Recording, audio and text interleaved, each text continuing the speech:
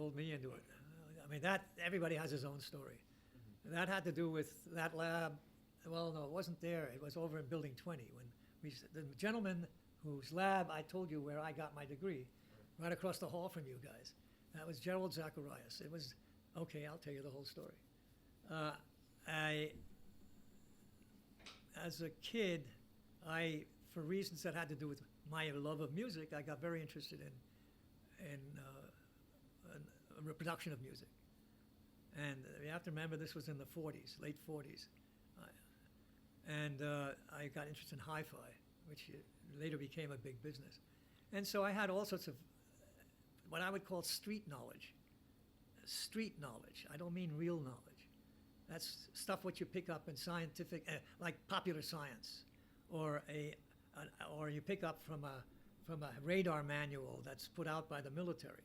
You know, Ohm's law in all different forms, or and that kind of shit.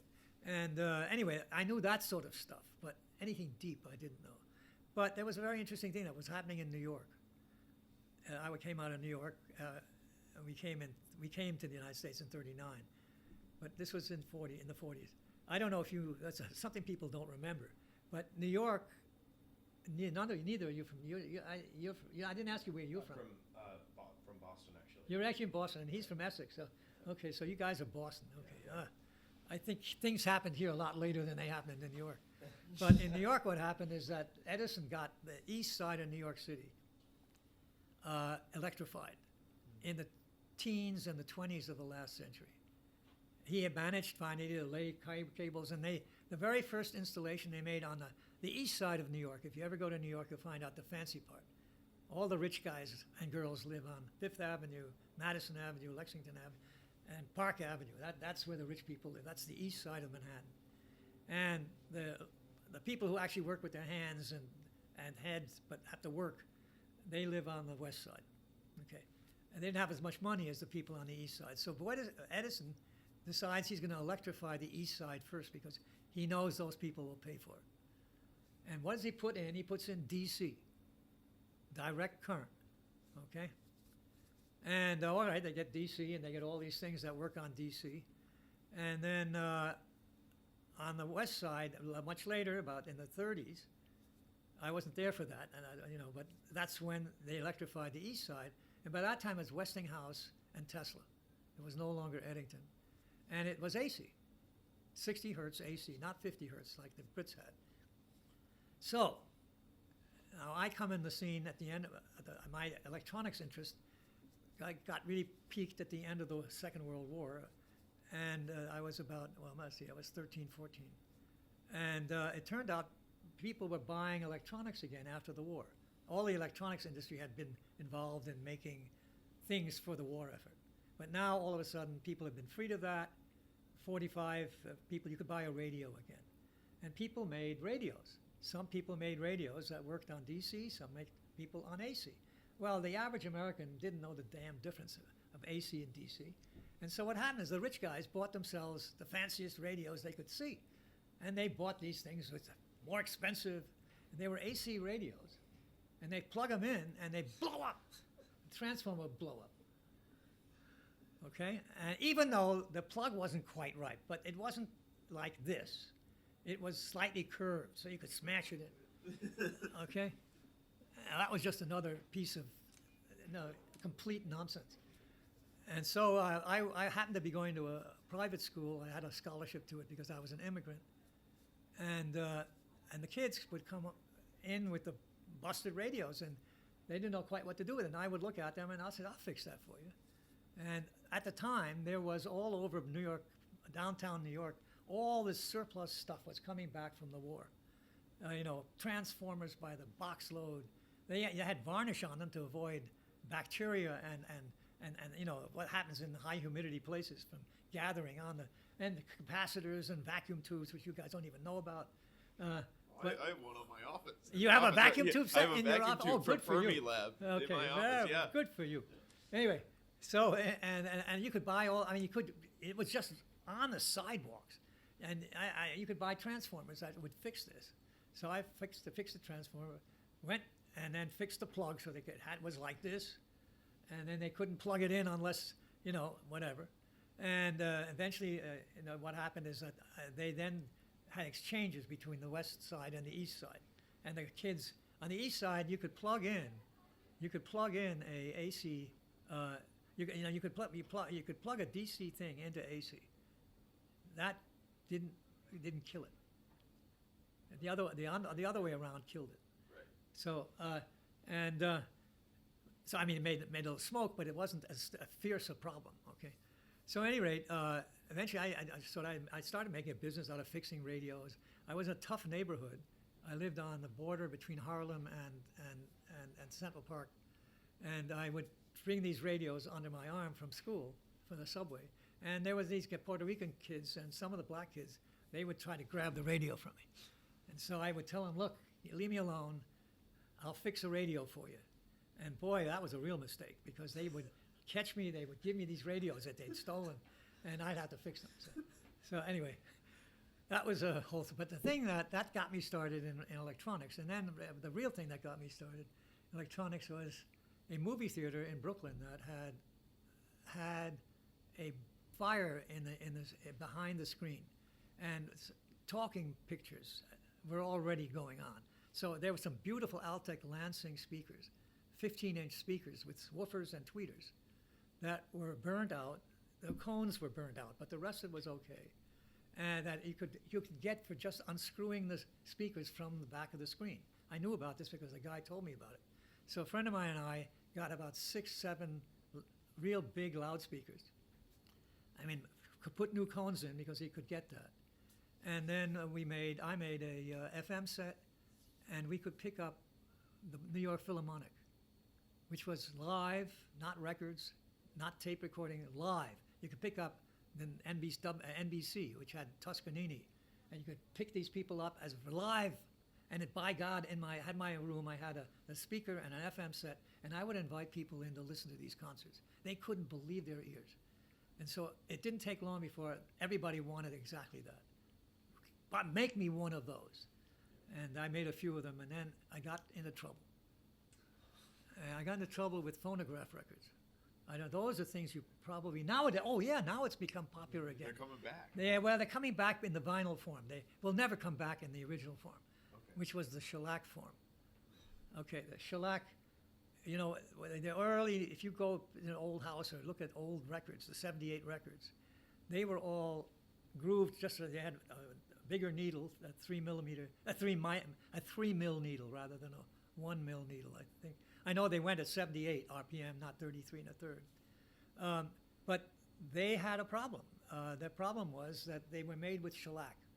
I mean, they were made on wax, like the vinyls would have been, the originals. But then when they were impressed into something to sell it, that wax mold made a mark in shellac, and that shellac hardened. That had a surface which was not like sandpaper, but I would call it sandpaper, okay? And so what you heard was as the needle went along in the record groove, you heard, when the music was loud, it didn't bother you so much, but in a quiet movement, let's say a slow movement of a Beethoven sonata, something like that, where first of all, the playing was slow and quiet. All you heard was this horrible thing that's like that. You heard a little music, but that was absolutely awful. And that's when I realized that I said, well, I could fix this if I could figure out how to make a circuit that had a bandwidth which changed width as a function of the amplitude of the signal. And the idea's okay, but then I implemented ideas that I could invent and make out of things that I knew without much mathematics. And they were worse than the cure. I mean, the cure was worse than the disease. Yeah. Okay? I mean, so I said, shit, I gotta learn more electronics. And so I applied to a couple of schools. MIT was one of them. And I got into MIT. God knows how that happened. It could have only been through my science teacher because I was not a good student. And so I got me into MIT, and I wanted, as soon as I got here, I wanted to talk with people right away about how do you fix this crazy problem with records. But I came in as an electrical engineer, and they had none of it. They said, no, we have a very, very different curriculum in 1950 than it is now. The curriculum was rigid. You learned first about power systems. You learned how to make generators. You learned how to make motors. As a sophomore, you learned how to make transmission lines and all the problems of transmission lines. And that was the first course in electrical engineering. Electronics, what are you talking about? That's in a senior, for seniors. And you couldn't really talk to faculty. They were not open. There was no Europe. There was nothing like that. So I got pissed off. And I mean, when I did the bridge truss for the 10th time, trying to figure out how to keep a bridge from falling down, which was one of the things you had to do, I said, the hell with it. And I looked at the courses that were available, and it turned out physics looked like it had the least requirements. That's a hell of a way to get into physics, but that's what it was. Okay, so that was the beginning. Then I got a job that summer. I won't go into on everything. I'm coming to a point. You asked this question: how did I get into relativity? It requires all this bullshit first, and then I can answer it. Well, you're just going through my list anyway. I was going to ask you about, because I've heard that story of people stealing your radios in New York, and I thought that was the funniest thing. I was going to ask you to tell that story again. Anyway, well, that's what happened. And you probably heard the whole story, but what the hell? And so what happened is that I worked for a guy who made a blood cell counter, automatic blood cell counter, who was a shyster. As far as I was concerned, he was trading on getting money from the military, entertaining the idea that you could have a nuclear war. The idea was if you could somehow make an attrition, a triage, enough, you could save a minimum number of people that would continue the people who would represent us as Homo sapiens. Okay. I mean, people were thinking that way. It was absolutely awful. And this was part of that. The military wanted to use weapons, nuclear weapons. They knew everybody had them. They thought they were trying to think, how could you use them and survive? And it was a completely mad thing, and people are trying to make money on this. It was awful. Anyway, that summer I went and on a little trip to Nantucket. I ran into a lady who was spectacular, and I went completely gaga. I was a young, total adolescent. Women were thinking that was something that you made up in your head, and so you fell in love in a way that normally one doesn't do anymore. Or maybe people still do and they won't admit it. I don't know. But it was sort of so thorough that it took every moment of your day thinking about it. That's something that is quite destructive, but as an adolescent that happens a lot. And so all I could think of was this incredible woman that I'd met. She was a pianist. She was a wonderful pianist. And so everything went fine until she decided she'd had enough of me. And then that was a bad time, and I flunked out of MIT. Now comes Zacharias. And I flunked out as a first-term junior, I think. Yeah, it was that summer between sophomore and junior. First term, that's when I flunked out. And I went looking for a job. And because I had all this electronics experience, I found a job in RLE.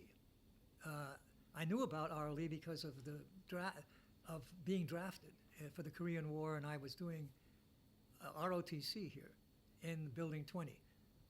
Building 20 is gone. I don't know, you were probably too young to know about Building 20. Building 20 was the building before that, the big building with all the crazy the angles. Status Center, yeah. It had plywood and asbestos shingles on the outside. Okay. We used to make hot tables with the asbestos so you could solder better. Anyway, and that lab is what did it. I won't go into how they hired me, but they needed an electronic person, and I was able to demonstrate enough knowledge for them that I was useful to them. And what they were working on was atomic clocks. And they started atomic clocks in that building, then it moved into here, right your way here. And what Gerald Zacharias had built was a small atomic clock, a big clock, about as tall as you are, and which now is sitting in the Smithsonian. It's in the Smithsonian in Washington, out of an atomic beam, using cesium atoms as the clock. And what they were doing is they were looking very carefully at the hyperfine structure transition in cesium, which was at about 9,000 megahertz. And that transition was used as a reference for the clock. And it made a clock that was better than anything anybody ever had before, part in 10 to 11 in a year, and a little better than that in a month, and a little worse than that in an hour. In other words, the Earth is a terrible clock keeper. if you only use the Earth the way people had for centuries, and it wouldn't matter, you could only do things to part in 10 to the 8. That's all the atmosphere and the water and everything on it, and all the atmosphere, everything slides around and causes the Earth to have an irregular period of that. So anyway, here was a clock that was part in 10 to the 11, and it made, and the military used it right away. I mean, that's the basis of a lot of stuff we have, good and bad. And then I was a technician with him, and we got to be friends. For example, his mother was a piano virtuoso, Gerald's mother. He came from the South. And when I started learning the piano for myself at about 21, I would go to launching school. I was learning one of the Beethoven piano violin sonatas. And I was whistling it. I was whistling it, and all of a sudden, I'm sitting on the floor above an experiment I'll tell you about in a minute. And all of a sudden, the violin part comes from downstairs. And it's Gerald singing the violin part, whistling it. And I'm whistling the piano part. I couldn't believe it. So we became real buddies, okay? And and what was the experiment? The experiment was he was interested in making a clock that was good to a part in 10 to the 13. And why was that? Because he introduced me to Einstein. He said, look, we ought to finally measure this difference in the way a clock runs in different gravitational potentials. And that was the aim of the experiment. And the way he introduced me to it was, you're young, you're going to be on the top of the Jungfrau. There's a lab up there, the Jungfrau in Switzerland. And he's older, he's going to be in the valley. And we both would have these 10 to the 13 clocks and send signals to each other. And we would notice that they would be off by a part in 10 to the 13 or part in 10 to 12. And that sounded very exciting, and especially Einstein. My God, something to do with Einstein. That was really unbelievable. So I started reading all about Einstein. And that was the beginning. And then the clock didn't work. I won't go into all of it, but what the idea was very straightforward. The clock was supposed to be taking with the atom of the fast clock, the clock that only was part in 10 to the 11, was a clock where the atoms went horizontally, like that, at thermal speed. The idea was to use the low end of the velocity distribution and just do that. Have it fall like a parabola. And of course, the books all said that's what would happen if you had a beam of atoms. It's not true. It turns out the books are wrong. There are no slow atoms. This is only for the slow end of the velocity distribution. It turns out, and I wish that hell the people would correct the equations for practical purposes. There are no slow atoms. And it took me about 4 or 5 years to really discover that. He had gone off and started revamping American education. But I couldn't stop it. I had to find out why the goddamn thing didn't work. And it turns out that what's very simple, what happens in a beam, the slow atoms are ambling along like this. They will eventually do that.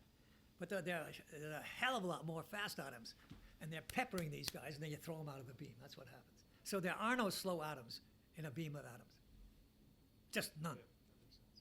Now, nowadays, you can do this real easy. You slow them down with a laser, and this thing that's called a Zacharias Fountain, which is what this thing was supposed to be called, was indeed, so you can do that. Because now the average atom is doing that. And now you can make a clock that is really quite spectacular. You can lift it up by a centimeter right here in this office, and you can measure a 10 to the minus 18 delta nu over nu difference due to gravity just lifting up that. So that got me really going into worrying about Einstein. That's amazing. So I've heard of studies doing like on a plateau versus sea level, but I didn't know that there were. Yeah, there were talk to the guy, your neighbor. I don't know where. No, they're down. They're 2 floors down. Yeah. All the hot shots and the cold atoms are down. Yeah, they're on the first and second floor. The first level and second, aren't they also? Yeah, first and second. It's Kleppner's bunch. I mean, Kleppner's no longer there, but other guys. Yeah, other guys. Talk to them. It's not they who did it. The people who did it are the people at the Bureau of Standards or NIST in Boulder. They had to fix some things that bother LIGO, by the way. They had to fix the mirrors in a cavity. They had to make sure the mirrors didn't shake so much. The coating on the mirrors, which is not the mirror themselves, the coating on the mirror, shaking and having sound waves that are going up, causing thermal noise in the mirrors. And they had that trouble, and they had ions in the cavity. And these ion clocks are the ones that do the 10 to the minus 18. And they had to fix the mirrors first before they could get there. But now they have that 10 to the minus 18. So it's really something. They can do things which are really wild. I mean, when you start talking about 10 to the minus 21 strain, you need another factor of 1,000, but I bet you they'll get there. Yeah, I got to meet Eric Cornell a while ago. I think it was my first year in graduate school, who's over from Boulder doing in the atomic and optics group. Yeah. Really amazing guy. Did Bose-Einstein condensation. Yeah, right. And very, very insightful person. I was Who was really that? glad to. Was it Eric Cornell. Eric Cornell? Well, he was here. Yeah, that's when I met him. He was a student. He was a student of Kleppner's. Oh, And when he was Pritchard. a student. Pritchard. Oh, okay. Pritchard, yeah. The thing, it's very interesting. What happened here was sort of remarkable. The guy who first had the idea of trying to look for Einstein-Bose condensates, well, with two people. It was Dan Kleppner, who was an atomic physicist, and oh boy, I hope I can remember I'll think of the guy's name. He's he's in solid state physics, who worked with Dan. I'll think of it as I talk. I can't get the name, but Dan is really the one who said, look, let's make a condensate. But he wanted to make a condensate of hydrogen. That's what he kept doing it with, and his name I can't remember, damn it. They kept fighting all the different problems with hydrogen. Hydrogen turns out to be very, very hard to slow down. It has only high energy states. You can't get much energy out of the atom. You have to cool them by using laser light. But they were much more able to do that with all the alkalis, rubidium, cesium, and sodium. And the people who did that with laser light rather than trying to cool down by adiabatic demagnetization, for example, which is with the way that Dan and this man who named them, I don't remember, they try to do it that way. And what happened is right in this building is where the first Bose condensate was made, on that floor. Oh, right. And it was, you should get him on your little list. Wolfgang Ketterle Wolfgang, yeah. and And Eric. Wolfgang had a couple of people who worked with him. It was Carl Wyman, and Cornell, and I think those were the two. The three of them who won the Nobel Prize with that. We're thinking about trying to get Wolfgang on as well. No, Wolfgang is interesting. Yeah. He'll tell you a lot about systems of units. I heard him talk about that. Yeah. I'm not so sure I agree with him. He knows I don't quite agree with him, but let him give you his story. Yeah, I think he was measuring a kilogram by the number of photons. Well, you got to do something crazy like that to Yeah. go from one system of units to the other. Yeah. Right.